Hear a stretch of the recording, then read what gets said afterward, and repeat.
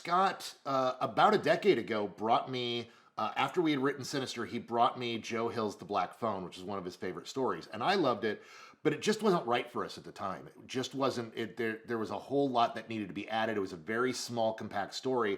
We saw that it could be a movie, but it needed a lot of building out, and we didn't know exactly how to do that yet.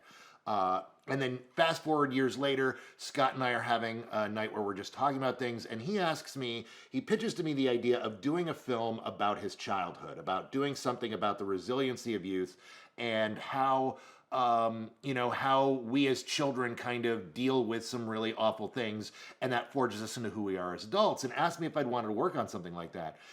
And I was like, of course I would. And then through that conversation, the Black Phone came up, and we were like, oh, what if we took this concept of your childhood and put it onto the Black Phone?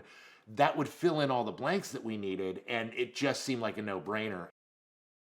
We wanted to tell a story that was about the resiliency of youth, meaning that Finney's childhood had to not be great. There had to be a lot of stuff, being picked on by bullies, having a drunken, abusive father, not a lot of hope in his life, but he still has hope. So why does he still have hope?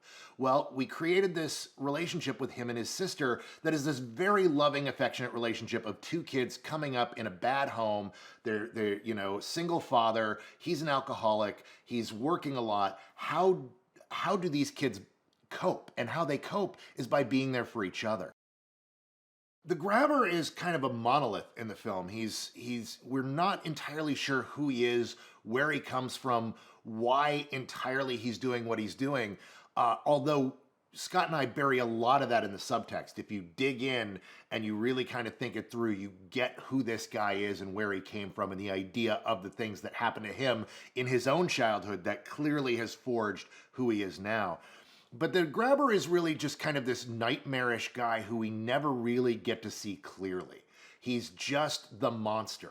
And we wanted him to be the monster both in person, that we would think about of him in the papers, how we would think about him in the legends.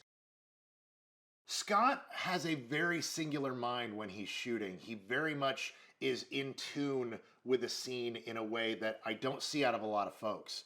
I've worked with other directors, I've worked with a lot of people, and he looks at each scene and he's looking for what's missing and looking for how pieces work together.